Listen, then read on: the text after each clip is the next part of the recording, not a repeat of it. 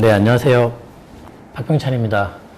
네, 오늘 박병찬의 부자병법, 오늘 유튜브 또 짧게 중요한 내용으로 준비를 해봤습니다. 지금 오늘 한국경제 방송 가기 직전인데요. 시간이 많지 않은 관계로 또 짬내서 또 짧은 내용이지만 중요한 내용으로 준비를 해봤습니다. 자, 먼저 오늘의 주제를 보겠습니다. 오늘의 주제는 말이죠. 부동산 상승기 속에서 어떻게 거래를 해야 되는지 그 거래의 대원칙에 대해서 말씀을 드릴게요.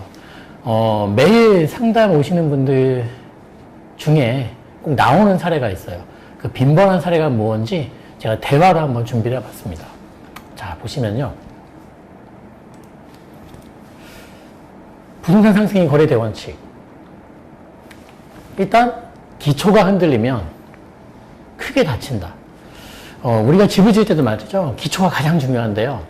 이 기초에서 실수가 벌어지면은 어떤 고난도의 기술로 방어하기가 되게 어려워집니다. 즉, 기초에서의 실수는 해결하기 어렵다.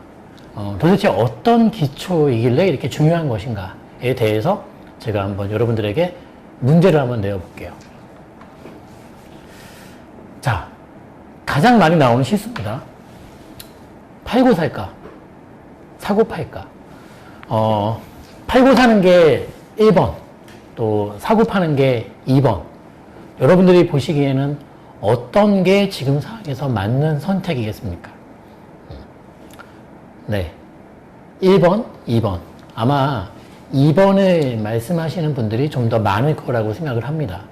근데 다만, 이게 중요한가? 또는 1번이 더 안전한 거 아닌가?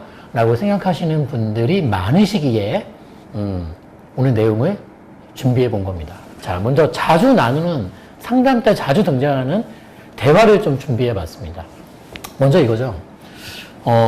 본인의 현재 보유하고 있는 부동산 이거를 좀 팔까요? 팔아도 될까요? 이제 이런 질문을 많이 물으세요. 그러면 이제 저는 이렇게 되묻는 거죠. 파신 후에 어떤 계획이 있으신지요? 팔고 뭘 다른 걸 어떤 류의 다른 부동산을 원하시는 건지, 아니면 이 파는 이유, 그리고 팔고 나서의 계획을 이제 여쭙는 거죠. 그러면 이제 이 제일 많이 등장하는 답변이에요. 딱히 그런 건 없고, 일단 자꾸 팔려고 해서 팔려고 하는데 팔아도 되겠냐? 이런 질문인 거예요. 그럼 도대체 누가 이거를 팔려고 말하는 것이냐라고 이제 여쭤보는 거죠. 그러면 이제 답변이 이렇게 나옵니다. 남편이요. 남편이요. 그러면 결국 남편은 남의 편인 거죠. 남의 편의 줄임말이 이제 남편인 거죠. 자, 이 굉장히 흔한 대화예요. 상담 때 나오는. 일단은 팔겠다는 거예요. 그리고 또 팔았다는 거예요. 그런데 이제 팔고 나서 다음 물건을 이제 여유있게 돈을 들고 이제 살려고 했는데 너무 많이 올랐고 또 매물 자체가 없고 이런 상황에 봉착하신 분들이, 이런 난관에 봉착한 분들이 굉장히 많습니다. 자, 이분도 이런 계획 없이 처분하시게 되면 남편이 자꾸 팔라고 해서 이제 정말 그 때에 못 이겨서 때를 쓰니까요. 팔려고 한다. 팔고 나시면은 여기 오시는 다른 분들처럼 똑같습니다. 나 팔았는데 못 사겠다. 도와달라. 이런 상담으로 바뀌는 거예요. 이 질문 다음에는 그 질문으로 바뀌는 거죠. 결국 뭐냐면요. 부동산이 상승기에서의 거래 원칙과 이 하락기에서의 거래 원칙이 있다면은 지금 현재 시장은 상승기에서의 원칙이 지켜져야 되는 것입니다. 상승장에선 사고 파는 겁니다. 이거를 수년 전부터 수차례 강조를 해왔어요. 말하면 뭐합니까? 그런데 이제 본격적으로 유튜브를 촬영해서 지금 올리는 게 우리가 6월 초부터 영상을 올리다 보니까 이게 너무 기초적인 내용이어서 생략했고 거의 중상급자 이상의 이런 대상으로 강의를 내용을 올리다 보니까 기초적인 내용들이 많이 빠져 있어서 지금 따로 찍어서 올리는 건데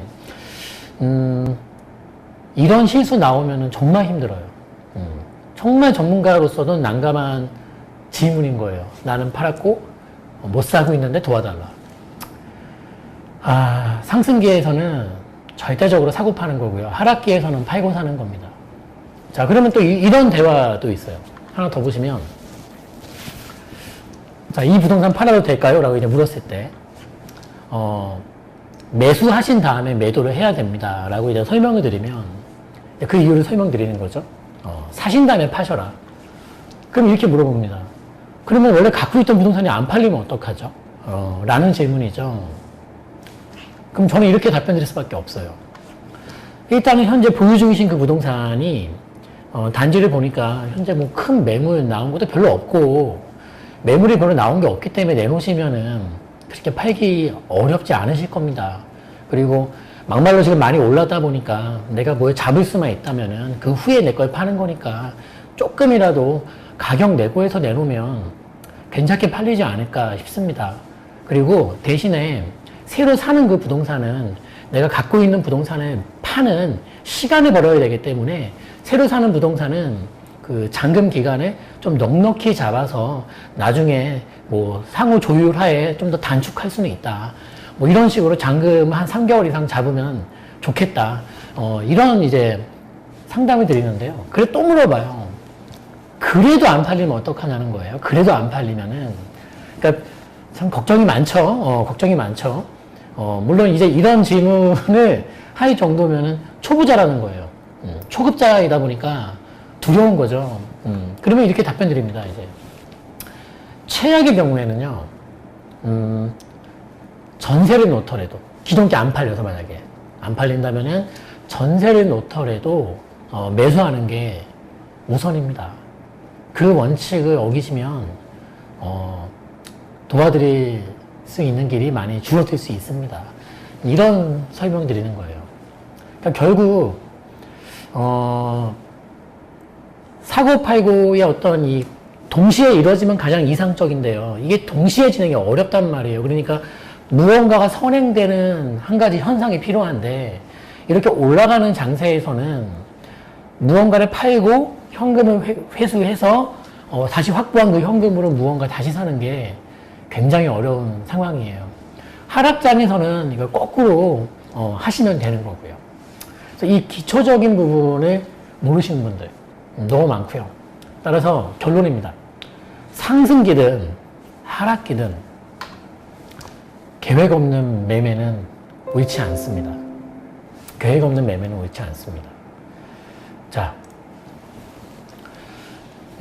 사고 팔고, 팔고 사고, 뭐 단순하고 이게 앞뒤가 바뀌어도 큰 문제가 벌어지지 않을 거라고 생각하시는 분들, 지금 이 영상을 보면서 내가 그렇게 했고 지금 굉장히 힘든 상황에 계신 분들 엄청나게 많을 거라고 생각을 합니다. 따라서 지금이라도 갈아타기를 검토하실 분들이 이 영상을 보고 계시다면 반드시 사고 파셔라. 매수 먼저, 선매수, 후매도 이런 갈아타기 전략을 세우셨으면 좋겠습니다. 앞으로도 이런 기초에 입각한 영상 많이 좋은 내용으로 올릴 계획이 있습니다. 그렇게 계속 올릴 테니까요. 여러분들 더 이상 실수 없도록. 부동산은 큰 돈을 벌어야지만 부자가 되는 게 아니라 실수만 줄이면은 또 실수를 하지 않게 된다면은 누구나 버는 그런 투자 유형 중에 하나입니다. 안전한 투자 바라겠고 성공 투자 바라겠습니다. 박병찬이었습니다. 감사합니다.